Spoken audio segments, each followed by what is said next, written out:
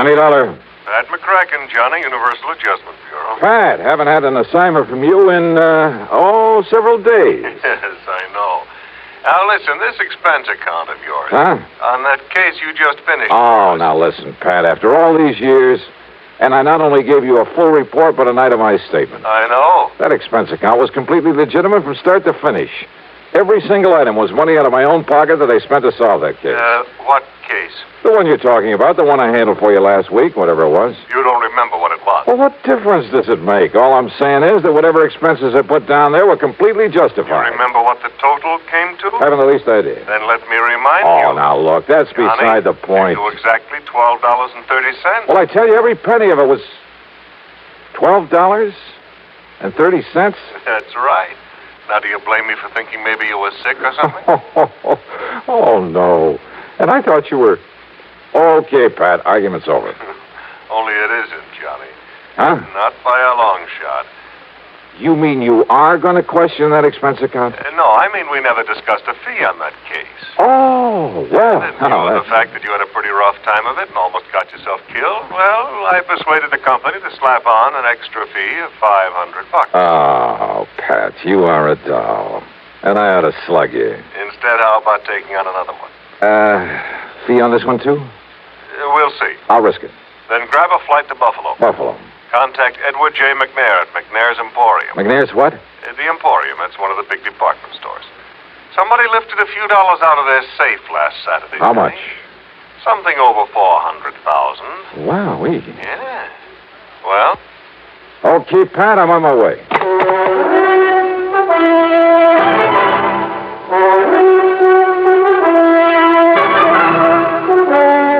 CBS Radio brings you Bob Bailey in the exciting adventures of the man with the action-packed expense account. America's fabulous freelance insurance investigator. Yours truly, Johnny Dollar.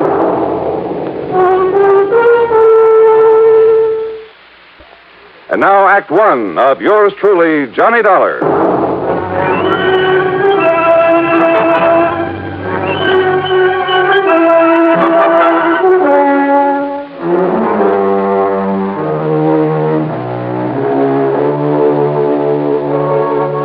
Expense account submitted by Special Investigator Johnny Dollar to the Universal Adjustment Bureau, Home Office, Hartford, Connecticut. Following is an account of expenses incurred during my investigation of the Buffalo matter.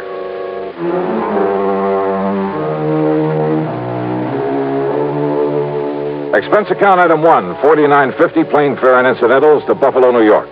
Item 2, $8 even for taxi fares. After dropping my luggage at a hotel, I went over to the Emporium. In the big office on the top floor, I talked to Mr. McNair himself. $421,216, according to the books. Well, that's quite a loss, Mr. McNair. And I suppose, Mr. Dollar, that to some extent it's my own fault. My fault. Oh, why do you say that, sir? Heaven knows John Harker suggested changing the procedure more than once. John Harker? Yes, my young personal assistant. Also company treasurer. Oh, I see. But I've run things single-handed the same old way for so long, and nothing like this ever happened before. Mm-hmm. What do you want to tell me about it? We've followed the same procedure every Saturday night for over 28 years, which is to say that as soon as the store was closed, each department head, in turn, brought his cash receipts up here to the treasurer. This, John Harker. Then Harker gave the department head a receipt, put the money in the vault, and that was that. Well, sir, it seems to me it would have been a lot safer to have an armored car deliver that money to the depository of some bank during the day, maybe several times a day. Exactly what John suggested some time ago. I suppose I should have listened to him. Well, go on, sir. Last Saturday, after we closed, things went along quite as usual. That is, until Mr. Ellery in Sporting Goods, always the last to bring his money to the vault, until he knocked on Harker's door. Well, right on cue. Excuse me. Come in. Mr. McNair, John, come in, please. I want you to meet Mr. Johnny Dollar. This is John Harker. Mr. Dollar? Hiya. Dollar represents the insurance companies we trust will make good on our loss. Well, I certainly hope you can make more progress than the police have, Mr. Dollar. That bandage on your head have anything to do with the robbery, Harker? Yes, it certainly has. Terrible, isn't it? Now, sit down, John. Tell Mr. Dollar exactly what happened on Saturday night when Mr. Ellery came up to turn his cash over to you. Thank you, sir. Oh, I'm afraid it was all my fault, Dollar. Not a bit of it. Yes, for being caught off guard. All right, what happened? Well, when Ellery knocked on the door of the vault room, I asked who it was. He told me, and, well, I should have known by his tone of voice that something was wrong. Now, John, you're not to blame. This sort of thing could have happened to anybody. Even to me. Thank you, Mr. McNair, but it doesn't alter the fact that... Well, Dollar, I went over and unlocked the door for Ellery. But instead of walking in, he was forcibly thrust into the room. The door was thrown back so hard, it knocked me down, knocked me unconscious. Terrible. And when I came to, the cash drawers of the vault were empty. The keys had been literally torn out of my pocket. You shall have a new suit for that, John. Thank you, sir. Ellery, poor Mr. Ellery, lay there bound with adhesive tape after being badly beaten. Did you see whoever it was came barging in that way? If I hadn't been standing behind that door, I might have. I see. What about this man Ellery? Tell him, John. Yes, sir. Well, poor Ellery did catch a glimpse of him, but the man was wearing a sort of mask over his face. He gave what description he could to the police, of course. And, well, that's about it. Thank you, John. Now go along. Yes, sir. Well, now, wait a minute. Don't misunderstand me, Mr. Dollar, but I don't want to keep John around here any longer than necessary. Well, but I'd Dollar like wants to be around. I'll cancel the trip gladly. Trip? Of course. After what's happened, that knock on the head was pretty serious. John is taking my cruiser on a little trip. Oh, well, I can't say I blame So him. run but along, now- John. You can leave tonight as you planned. Whatever you say, Mr. McNair. Harker, wait a minute. Your please. friend all ready to go with you? Oh, I hope you don't mind my taking him along, sir. Not a bit. Now run along. Run along. Have a good time. And a good rest. Look, Yes, it's customary. Thank you very much, sir. Mr. Dollar, I suppose you'd like to talk to Mr. Ellery now. Well? Yeah. I'd like to talk to somebody who was involved in this thing.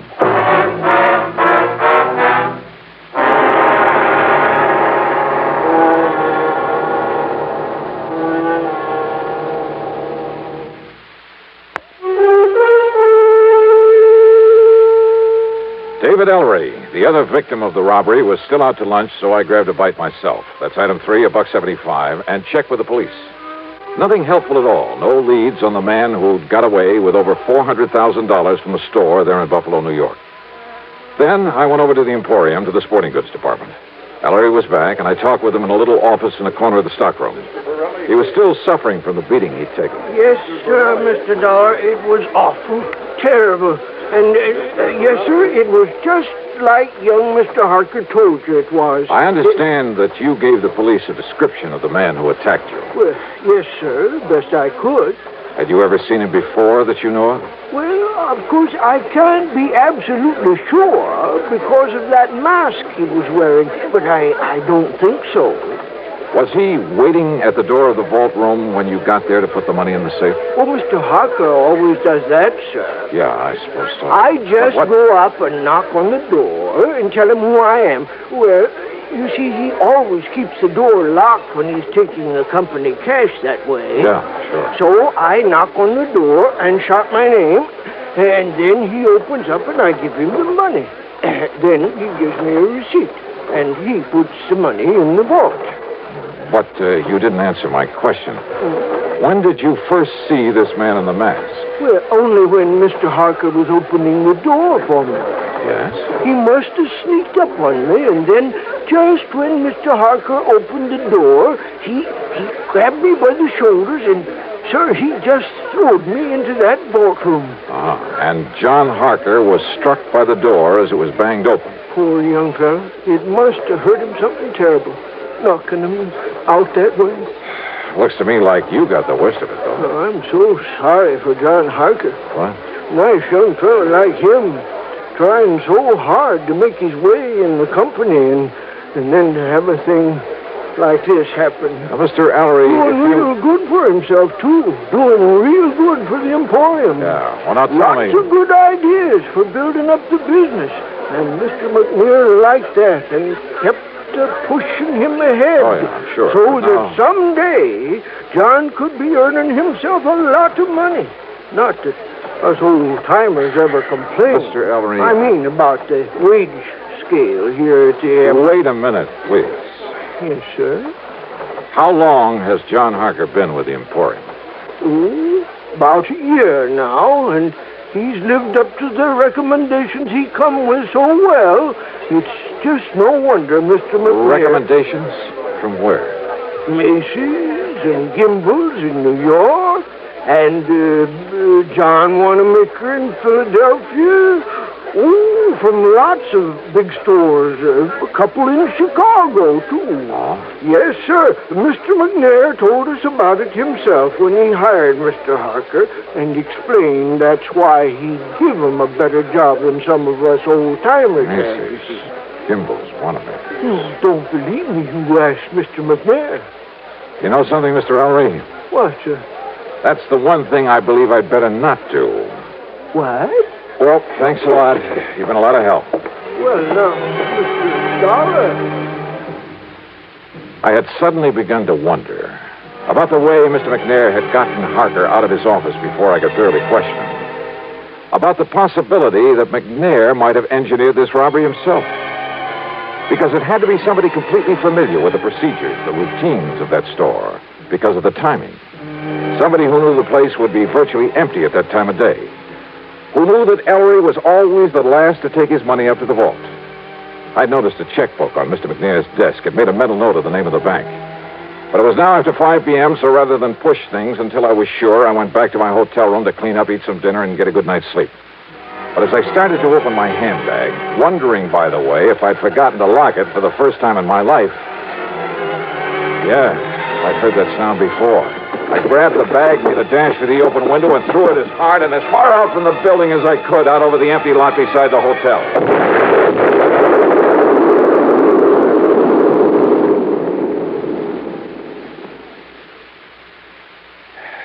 Funny. I got a sneaking suspicion about then that somebody in Buffalo didn't particularly want me around.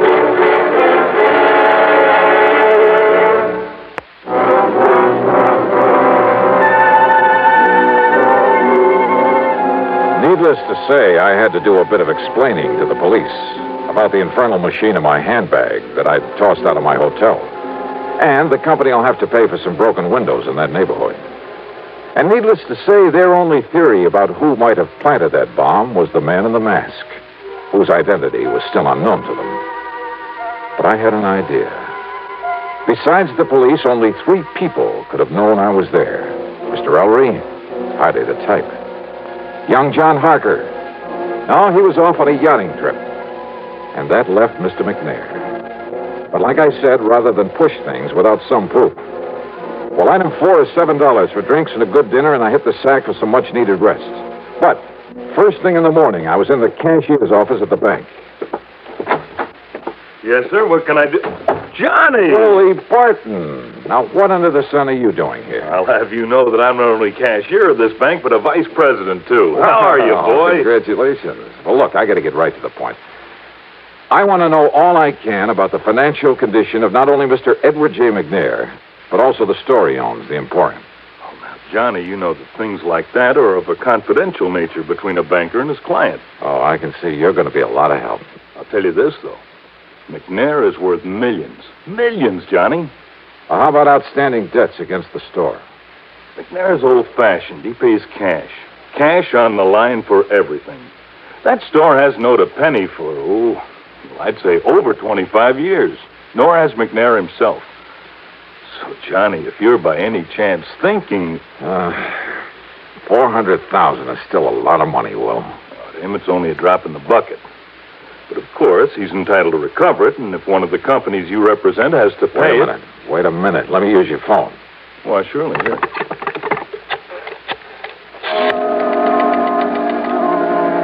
Item 5, 840, long-distance calls to New York and Philadelphia to Macy's, Gimbel's, and John Wanamaker's, to the personnel directors. And from each of them, I get the same answer. They'd never even heard of John Harker. I left the bank and went over to the Emporium to the office of Mr. McNair. I know, Mr. Dollar. I haven't the least idea where John and his friend are going in my cruiser. He simply asked if he might have it for a few days. Asked for it? I thought it was your idea that he take that trip. Well, of course I agreed that he should get away for a few days to rest, recuperate. A few days? Yes. And also get away with your $400,000. What? Played right into his hands. You know anything about this friend he's taking along? Well, I presume, being a young man with lots of lady friends. Well, I presume it's the guy who helped him with that robbery. What are you saying, Mr. Dollar? Oh, brother, how nicely things are beginning to add up around here. To begin with, it had to be somebody here in the store. And listen. I'm listening, sir. Harker told me, right here in your office, he told me that when old man Ellery knocked on the door of the vault room, that Harker should have known something was wrong when Ellery called to him and identified himself. Mr. Dollar. I should have known by the tone of his voice that something was wrong. Now, those were the words that Harker used. You heard him say it, too. But he was lying. Lying? Yeah. Because Ellery didn't know the robber was even there until after John had opened the door for him. You're sure of that? I'm sure. Mr. Dollar, are you trying to say that John Harker, that fine young man... I am trying to tell you that you have made an old fool of yourself, that you made your first mistake when you hired that smart young crook. I'll have you know that John came here with the highest possible recommendation. Yeah, well, Macy's and Gimbel's and the rest never even heard of him. What? So in your blind faith, you not only taught him how to stage the robbery, he and his pal, whoever he is, but now with your cruiser, you've helped him get away with it, with your money. But good heavens, Mr. Now, Dollar. if you'll just give me a hand, come up with some bright idea for finding that boat of yours somewhere out in the middle of Lake Erie. Yeah, and probably headed for some remote little port on the Canadian side of the lake. Believe me, if ever I needed a stroke of luck, it's right now.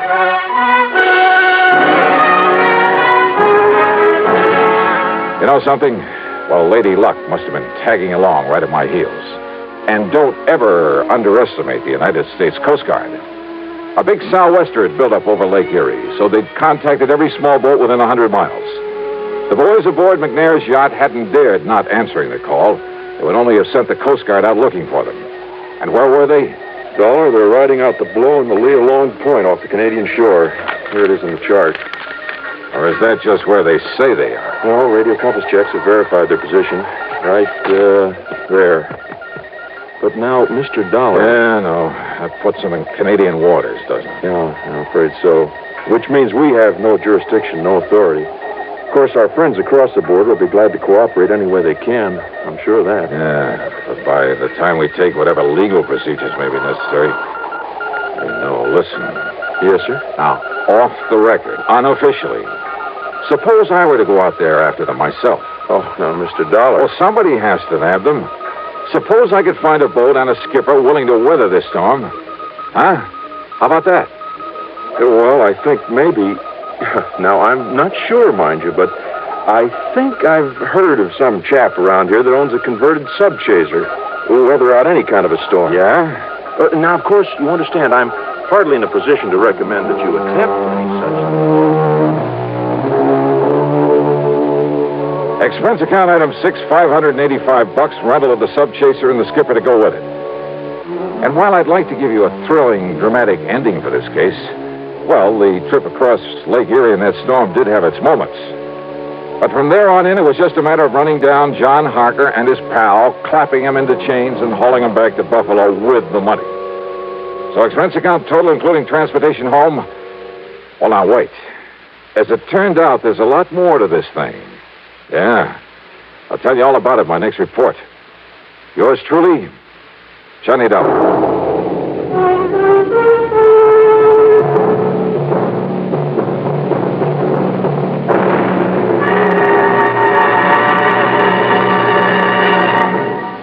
Now, here is our star to tell you about next week's story. Next week, well, as I told you, there's a lot more to this case. As a matter of fact, it turned out to be the most exciting, most dangerous assignment. Well, join us, won't you? Yours truly, Johnny Dollar.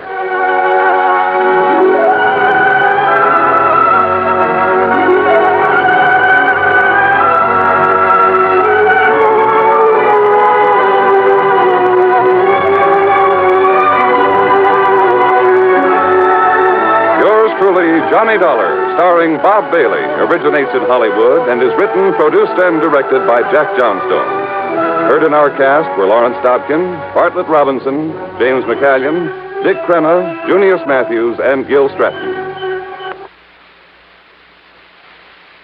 From Hollywood, it's time now for... Johnny Dollar. I have a call for you from Hartford, Connecticut. One moment, please. Oh, thank you, operator. Go ahead, please. Hello? Johnny? Yeah, that's right. Bill Ferguson at Continental Insurance and Trust. I'm glad I caught you before you left Los Angeles. Oh, I was just about to check out of my hotel here in Beverly Hills and grab the morning flight back east. Well, don't. Yeah? What's up? Do you remember Alvin Peabody Cartwright? Cartwright? That wild old character who lives up in Lakewood a few Yeah. miles north of Hartford? That's the one. Batty as they come, but worth a lot of money. Hey, you can say that again. Oh? That robbery I cleared up for him last winter? Bill, he insisted on giving me a small bonus for it. 3,000 smackers. Wow. Yeah. So if Mr. Alvin Peabody Cartwright is calling for my services, I am ready, willing, and able. Well, he is, Johnny. He says it's tremendously important that you contact him at once. All right, then I'll finish my packing and grab the plane. No. What? He's out there on the coast. Has a little, or at least he calls it little. He has a place right there in Beverly Hills at 10321 North Roxbury Drive. 10321 North Roxbury. Did he tell you what it's all about? Only that it's very important that he see you right away. When you consider how many attempts have been made on his life over the years. Yeah, I know. And, Johnny. Yeah? Don't forget that Cartwright is a pretty important client of ours. If anything should happen to him... I see what you mean.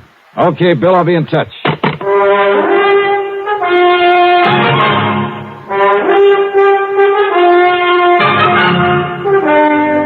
Bob Bailey in the exciting adventures of the man with the action-packed expense account. America's fabulous freelance insurance investigator. Yours truly, Johnny Dollar.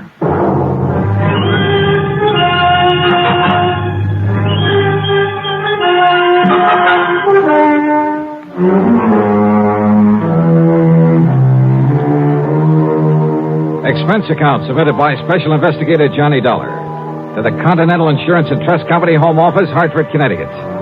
Following is an account of expenses incurred during my investigation of the life at stake matter.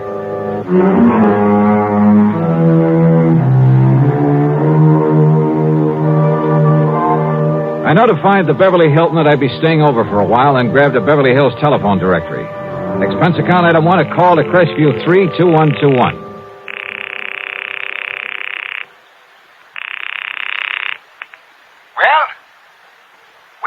Mr. Cartwright? Cartwright? Yes, sir. Cartwright, huh? Well, that's very interesting. I beg your pardon? What's the matter? Don't you hear good? I said that's very interesting. You see, my name is Cartwright, too. No, you misunderstood. So, what can I do for you, Mr. Cartwright? Listen, will you? This is Johnny Dollar. Dollar? Oh, now, what's the idea of trying to confuse me that way? I'm Cartwright. You remember? Yes, sir. And, Johnny? Yeah? How did you do it? Do what? Get out here so fast. I only put in that call to Hartford about an hour ago, and here you are. I mean, how did you manage it? Oh, well, you see, Mr. I know these new jet flights are pretty fast, but... now, Johnny, you haven't been fooling around with some of those rocket ships, have you? No. I'm afraid not. I just happened to be here already, you see. Oh. I was working on a case up at Morro Bay. Oh, and did you solve it? Yeah, it came out all right. Well, congratulations.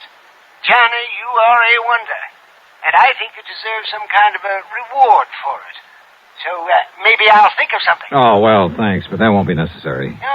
Whatever you say. I know that I'm deeply indebted to you for the things you've done for me, so, Johnny... Well, don't worry about it. Whatever you say. Well, nice to talk to you. Goodbye. Yeah. Now, wait a minute. What? Wait a minute. Well, can't you see I'm busy? But you sent for me. I did. Yeah. You called Hartford, said you wanted to see me right away. Oh, of course I did. What's the matter with you, anyway? Of course I want to see you. Jonathan Peebles, too. Right away. Who is Jonathan Peebles? He's an old friend of mine. He lives out here. I telephoned him to come a-running, too. Oh, well, what's it all about, Mr. Cartwright? Well, just you get yourself on over here to my house, and I'll tell you. And don't you waste any time. You just hurry. Pretty important, huh? Important? It's vital. Well, is somebody threatening you, something like that? I said it's important, Johnny. And I mean important. Okay, Mr. Cartwright. I'll be right over. Hurry, Johnny. Please. Yes, sir. Yeah, old man Cartwright was as wacky as a bedbug. But what Bill Ferguson had told me was true. A lot of people had tried over the years to get to him, get to his money. So I phoned the desk for an Avis rent-a-car and started down from my room. I say started. The youngster who came barreling down the hallway, chasing a hula hoop, was probably a very nice kid, a great joy to his parents. May even grow up to be president of the United States. But as I started out the door, that hoop caught me between the knees and Oh! Daddy! Mommy! I killed him! I came to a couple of hours later on a table at the dispensary, I guess you'd call it, there at the hotel. I was conscious of a good-looking blonde in starched white uniform standing beside me, holding a wad of cotton a few inches from my face. That's better now. That's better. How is it? Now, once more, take a good, deep breath. Inhale, Mr. Dollar. Oh. What? Just smelling salts. You had quite a bang on the head. Yeah. You should see what you did to that metal door panel. When the child's parents said that if there's anything they can do, they... No. Nurse, where's my coat? Oh, here. But you ought to rest a while. No, sorry. I gotta get out of here. And thanks. I dashed out to where my rental car was waiting for me and drove to the address on North Roxbury Drive in a wealthy section of Beverly Hills. A beat-up touring car that must have dated back to the early 30s was parked in the driveway. The front door of the house stood wide open. Mr. Cartwright! Mr. Cartwright! Oh, hello. Is that you? He isn't here. What? Are you Mr. Dollar? Are you Mr. Dollar? Yeah, that's right. I'm Jonathan Peebles, Alvin's friend, and... Oh, Mr. Dollar. Yeah. What's the matter? He's gone. Something's happened to him, and... Oh, Mr. Dollar. Well, yeah? Well, from what I saw, from what I've found around here... Oh, Mr. Dollar, he's been murdered. He what? I'm sure of it. He's been murdered.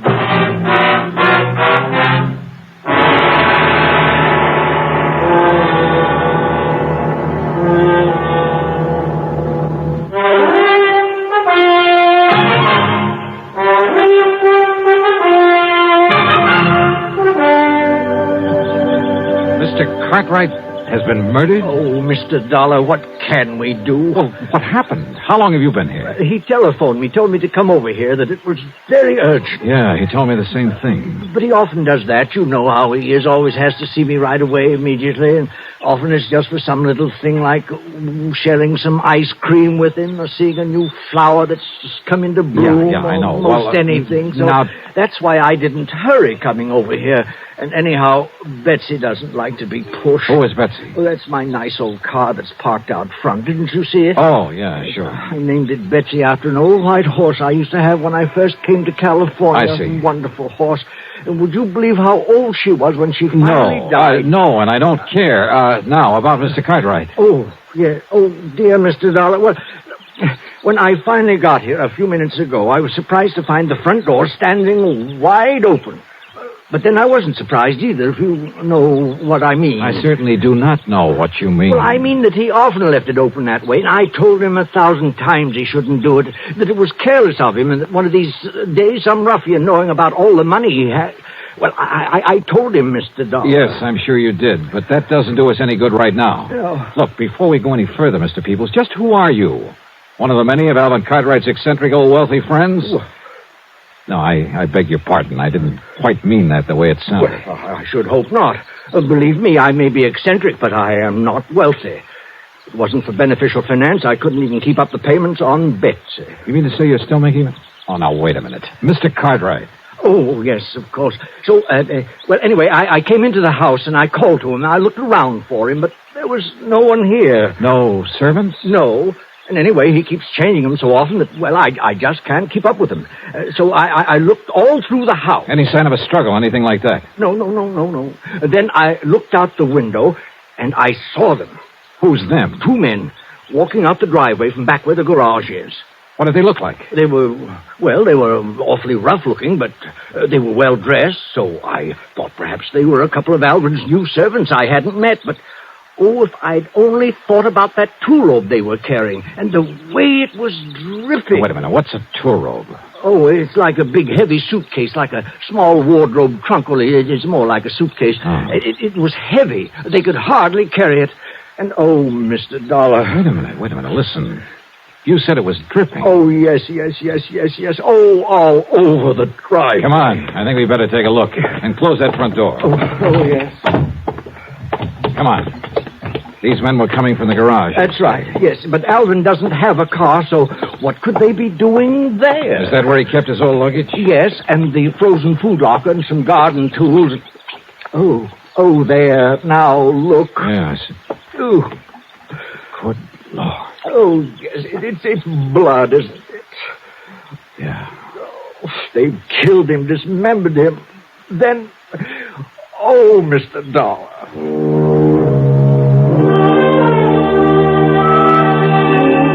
I made a hasty inspection of the garage. Nothing. I found no sign of a struggle anywhere in the house. I tried to get a description of the men he'd seen from Jonathan Peoples, but I'm afraid he wasn't much help. And yet, with that funny mind of his...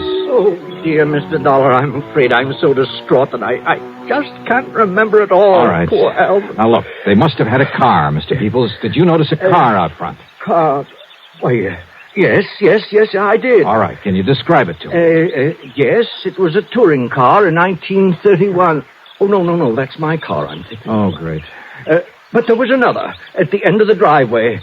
And, Mr. Dollar, I've seen that car before. What kind?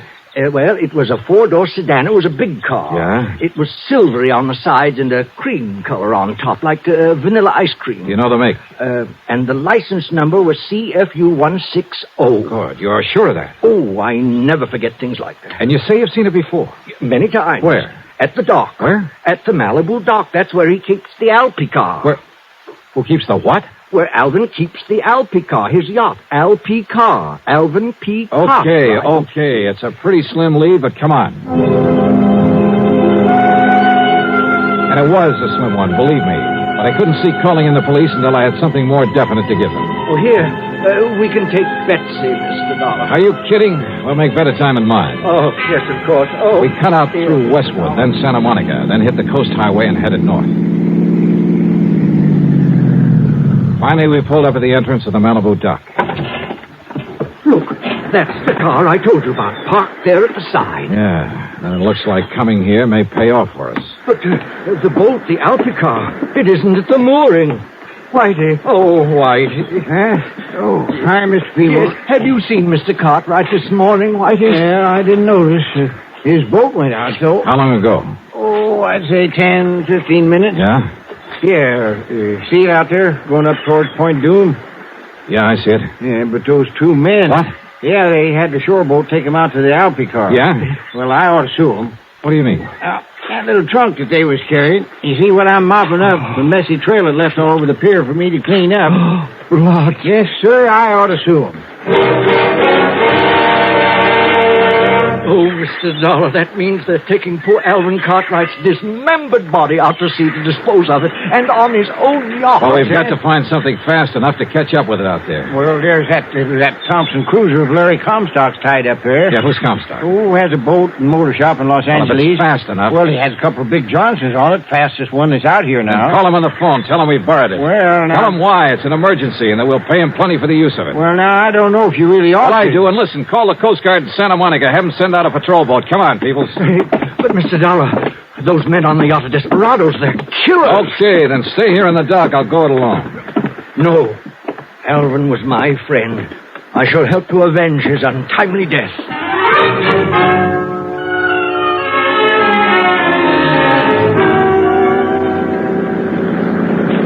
Maybe I should have left him behind. Of course, I had a gun with me. But that wouldn't keep him from stopping a bullet if the men aboard the Alpha car decided to shoot it out. I opened the throttle wide on the twin outboards, and within 15 minutes, we overtook the big 75-foot yacht. Much to my surprise, it was simply cruising along. Of course. So as not to arouse suspicion. That's why, Mr. Dollar. Yeah, possibly. And yet it must be pretty clear to them that we're chasing them. Look, the man at the wheel. That's one of the ruffians I saw carrying the trunk with Alvin's bleeding body in it. Ruffian, huh? I'm not so sure about that. And there's the other, coiling up those ropes up on the foredeck. Killers. Now, look, you better stay down low, Mr. Peoples. They're stopping the boat. If there's going to be any shooting... Look, there's Alvin. What? Yes, Alvin. He just came up on deck. Oh, you're right. Can't you see, Mr. Dollar? They put him together again. Yes, those killers... Alvin, we are here. We've come to your rescue.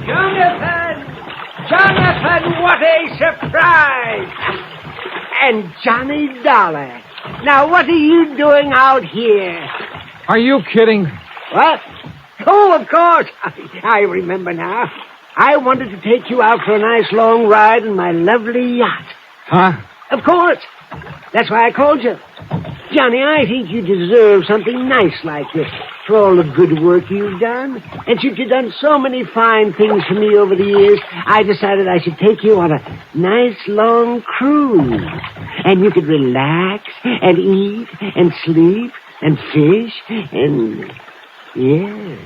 And that's why you called the insurance company to get in touch with me? That's right. Now, wasn't that a great idea? Well, I'll be it. And I invited Jonathan along, too. But an awfully funny thing happened, Johnny. No. Yes, sir, Johnny. The minute we left the dock, I just knew there was something else that I'd forgotten. And you know what it was? Don't tell me. Of course I will. I'd forgotten to wait for you and Jonathan. Oh, now, isn't that the funniest thing? Yeah, Mr. Cartwright, it sure is. Now, just a minute, Alvin. Yes, Jonathan. What about those two men, those terrible killers? What did you say? Right there beside you. They killed you. They murdered you. And they... oh, what am I saying? Oh, wait a minute. Yeah, you think it over, Mr. Peoples. Mr. Cartwright. Yes, Jonathan. You said something else you'd forgotten. That's right. You and Jonathan. I forgot to wait for you at the house, and then when we started off, well, wasn't it silly of me? I forgot all about you. What was the other thing? The other thing? Yeah. Oh, yes, of course. Oh, the other thing that I'd forgotten was the trunk full of nice, thick, juicy tenderloin steaks that I'd set aside in the garage for this trip. Trunk full? Well, it was not a real trunk, just a little two-rope that I had out in the garage. But I remembered that the minute we came on board. And so I had to send Gerald and Harold back to the house in their car to get us. Gerald and Harold? Oh, they're my new butler and cook. Oh, they are the nicest boys. Oh, Gerald and Harold, come over here to the rail so my friend can... Wait, Alvin, wait. Yes, Jonathan? You mean to say those men standing there beside you? Now, why don't you and Johnny come aboard, and I'll introduce them to you. Oh, wait, just a minute. Then all that blood... What, Johnny? All that blood that was dripping out of that trunk? Oh, yeah. Oh, wasn't that awful? And it was all my fault because I let the steaks fall out too much. Oh, no. All over the place. I never saw so much no. blood. But now, come aboard, and we'll take the nice trip that I planned for you. Come on now.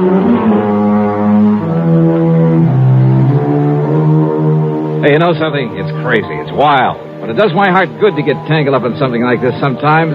Helps keep away the ulcers. As for the expense account, forget it. Alvin Peabody Cartwright shoved a check into my hands before I left that would cover the expense account a dozen times over. As for Larry Comstock, the man whose boat I'd appropriated, well, when he heard the story of what had happened, he wouldn't accept a penny for it. So, that's that. Yours truly, Johnny Dollar.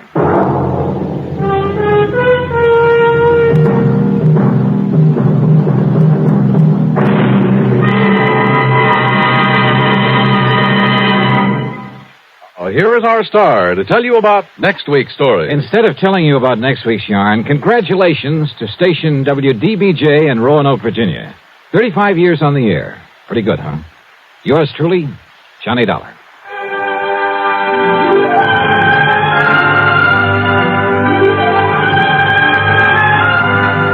Yours truly, Johnny Dollar, starring Bob Bailey, originates in Hollywood and is written, produced, and directed by Jack Johnstone. Heard in our cast were Virginia Gregg, Gene Tatum, Howard McNear, Forrest Lewis, Joseph Kearns, and Paul Dubov. Be sure to join us next week, same time and station, for another exciting story of yours truly, Johnny Dollar. This is Dan Cumberly speaking.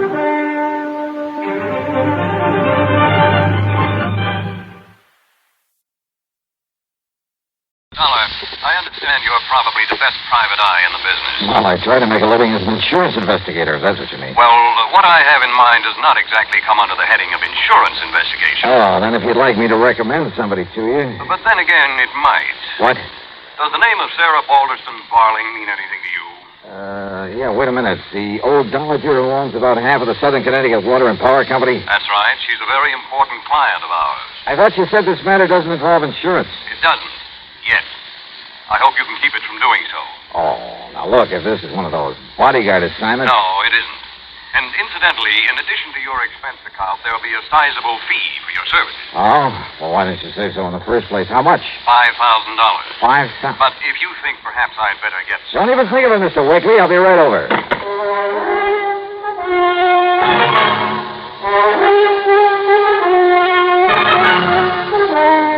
Bob Bailey in the exciting adventures of the man with the action-packed expense account. America's fabulous freelance insurance investigator. Yours truly, Johnny Dollar.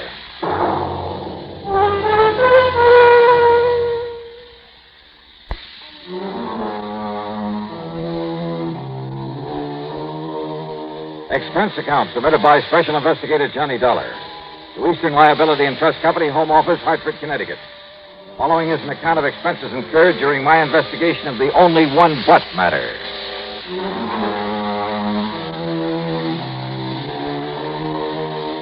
With a $5,000 extra fee dangling in front of my face, expense account item 1, naturally, was $1.10 for a cab to Fred Wakely's office in the Gregson building downtown on the square. Glad you decided to take this on, Doc, after I mentioned the fee to you. Yeah. Sit down, please. Yeah, thanks. Anything for money, huh? Well, I suppose I can't exactly blame you. Mr. Wakely, if I ever reach the point where I can turn up my nose at $5,000... I mentioned Mrs. Sarah Balderston Barling. Yeah.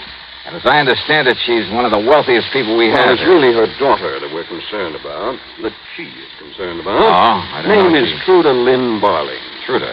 She celebrated her 21st birthday about a month ago. Oh, yeah, I remember. That big brawl the old lady threw for her must have made the headlines all over the Eastern brawl, as you call it, was engineered by Trudy Lynn herself. Yeah, and as I recall now, the police had to put on a couple of dozen extra men to keep things under control. Champagne flowed like the water. Cost of that party, including damage to the hotel where it took place, must have run to $30,000 or $40,000. Then this Trudy Lynn must be quite a gal. It was typical of many such incidents in the life of Trudy Lynn Barling.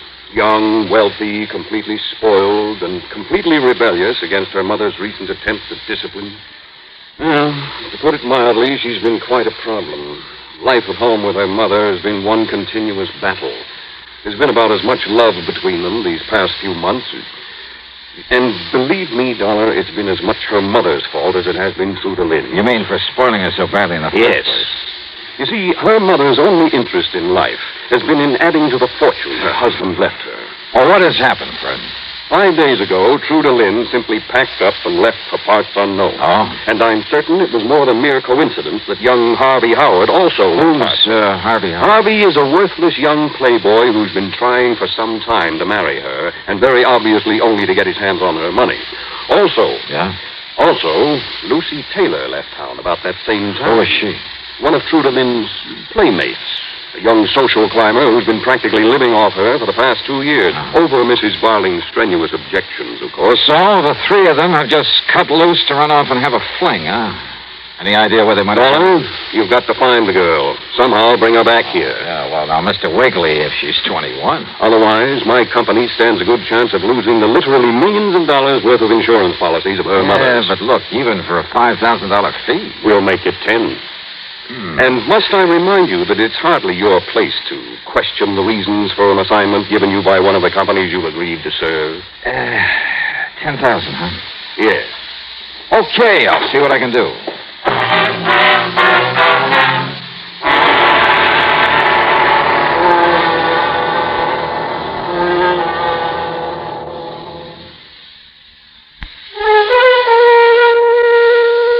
With no trouble at all, I found the taxi driver who'd taken the missing girl down to the railroad station the morning she'd left home.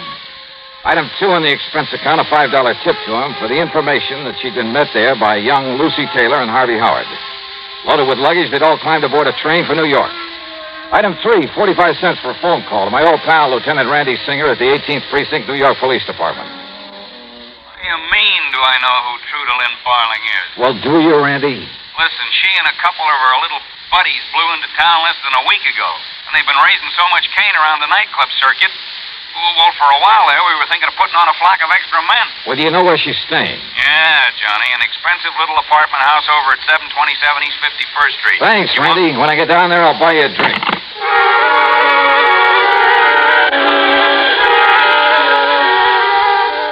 Item 4, $8.75 for a quick lunch, then a train down to New York. Item 5, $1.50 for a cab to 727 East 51st. A real fancy place, and the doorman wore enough gold braid to sink a battleship. I showed him my credentials, and he had the elevator boy take me up to the single apartment on the whole 7th floor. Straight ahead, sir. Okay, thanks. I see the door's open like it usually is, but maybe you better ring, sir. Yeah, sure.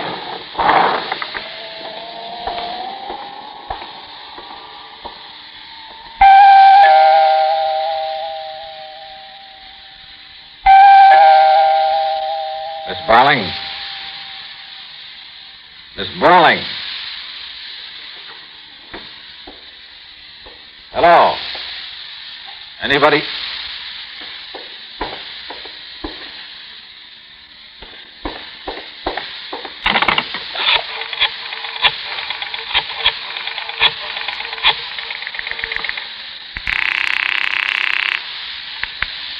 Precinct. Sergeant Warren. Give me Lieutenant Randy Singer in homicide.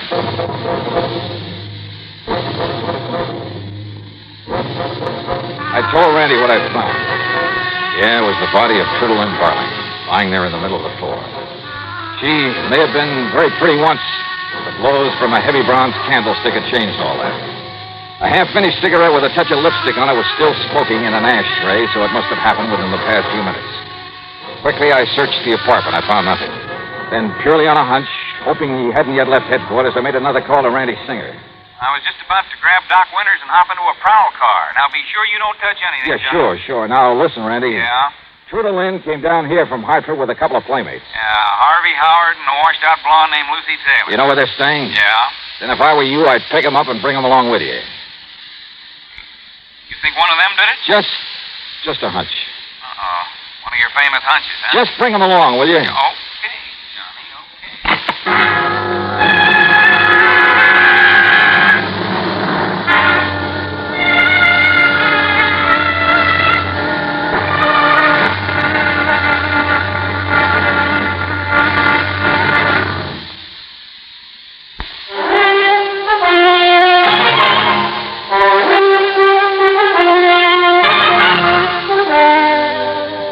After another careful look around the apartment of the murdered girl, I questioned the elevator operator and doorman. That is, after they'd calmed down a bit. Well, I still think I better notify the management, Mr. Dollar. And if the cops is coming in... Save it till later. Is there any way to get up to that apartment besides the elevator? Only the service entrance at the back of it. But the only way anybody could get in there is if I let them into the service entrance downstairs here. Ain't that right, Willie? That's right. Did anybody come here to see Miss Barling today? Yes, sir. 2 people. Yes, sir. Who? Well, you see, about 2 hours ago, Miss Barling went over to see a doctor in that building across the street. Ain't that right, Willie? That's right. Dr. Thorson. Been seeing him a couple of times every day. I see. Ain't that right, Willie? That's right. Then she come back here not more than a half hour ago. Said she was going to pack up her stuff and leave. Yeah, Ain't that? Yeah, go on. Well, then her friend Miss Taylor come around to see her. When? Only a little while before you come. Ain't that right, Willie? Yeah, that's right. Not more than maybe 10 or 15 minutes before you come. How long did she stay? Oh, maybe 5, 6 minutes. Yeah, maybe less. Maybe less. Yeah, it seemed to me I no sooner come down and got settled, and I had to go up there when she rung the buzzer. You said that 2 people were up here to see Miss Barling. Who was the other? It was a man. Yeah, Him and Miss Taylor both been here a lot of times. You know his name? For sure. Nobody ever gets in this building without giving their name unless we know him. Ain't that right, Willie? That's right. Well, who was he? Name is Mr. Harvey Howard. When was this? Right after Miss Taylor left. And they didn't come together? No, sir. By the time her cab got down the street, his come rolling up. How long did he stay? Well, not any longer than the lady had. Ain't that... That's right. Then listen. I'm going across the street to see this Dr. Thorson. If I'm not back by the time the police get here, tell them where to reach me. Send for me. Yes, sir. Yes, sir.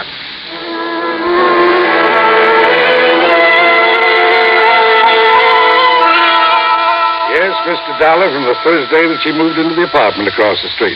Sometimes a couple of times a day. Well, what was the matter with her, Doctor? Well, physically, she had what might best be described as a mild incipient peptic ulcer. I see. And with all her nightclub drinking and smoking... Strangely enough, despite Miss Barling's party-going proclivities, habits, she was quite the hypochondriac. Oh? Of course, all her tearing around, late hours during her first 3 days and nights here in the city did her no good. Only the first few days? Yes. Hypochondriac, you say? Yes. And as is often the case, Mr. Dollar, to someone like that, the doctor suddenly finds himself a close confidant, even on rather short acquaintance. Go on, Doctor. Well, in spite of telling me it was only to say goodbye and thanks, I think her visit today was more than anything else to boost her morale, self-confidence. Why?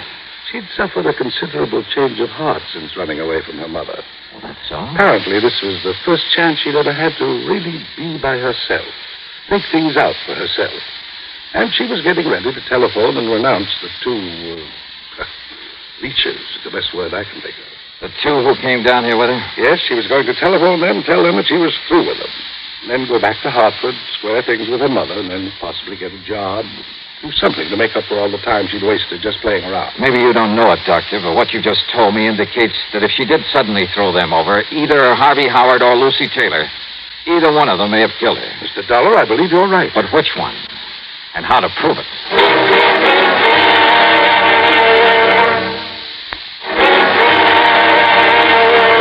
Oh, great. I thought you were going to send over for me when the police got here. Well, I was, Mr. Dollar. Ain't that right, Willie? That's right. But this lieutenant said not to bother. That's right, Johnny.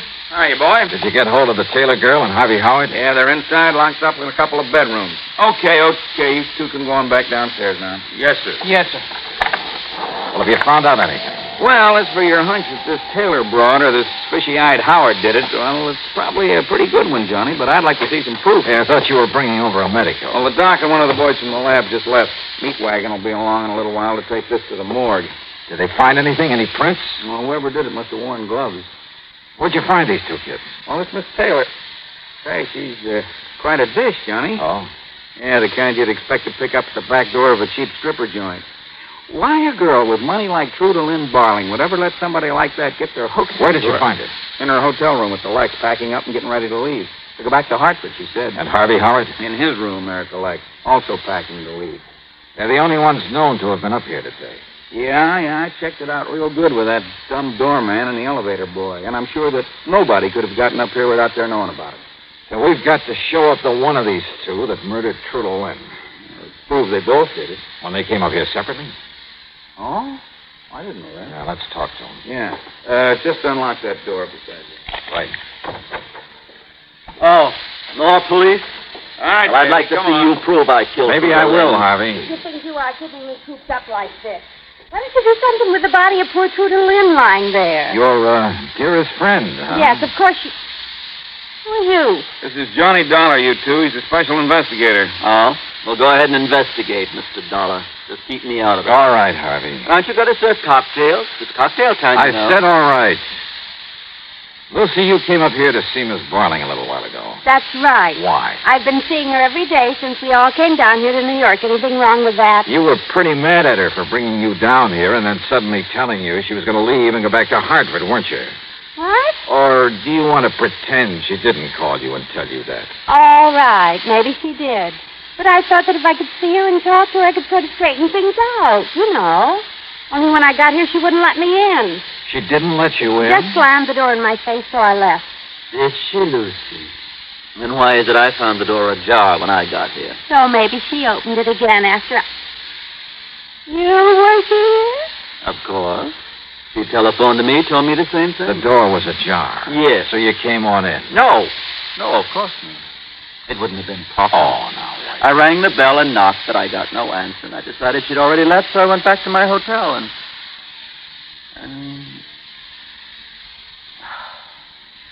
why lie about it?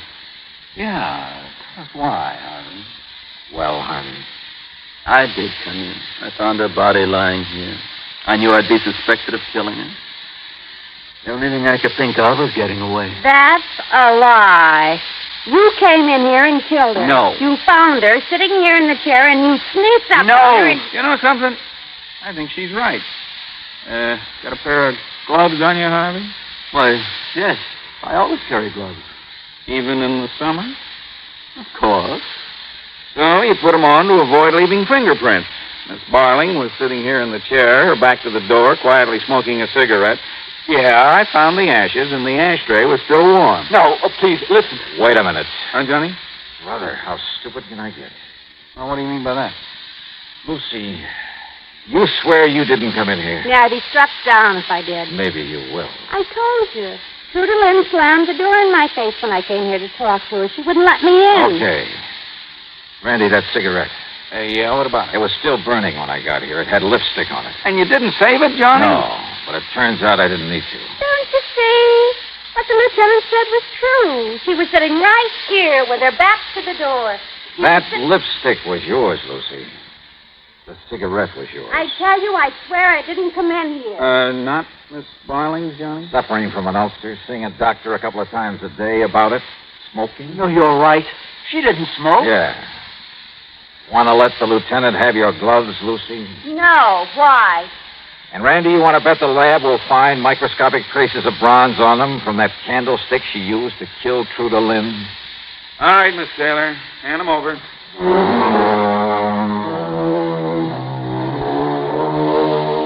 Yeah, guilty as sin. But you know something? If that pretty boy Harvey had found her alive when he'd arrived, I'm not so sure he wouldn't have done her in.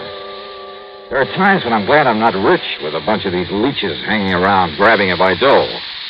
Which reminds me, that nice extra fee you promised me in this case.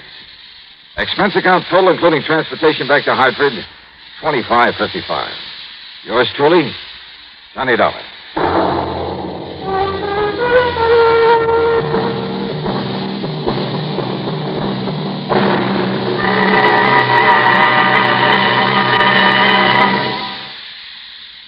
Our star to tell you about next week's story. Next week, a frantic fisherman who proves to be the key to a murder. Join us, won't you? Yours truly, Johnny Dollar.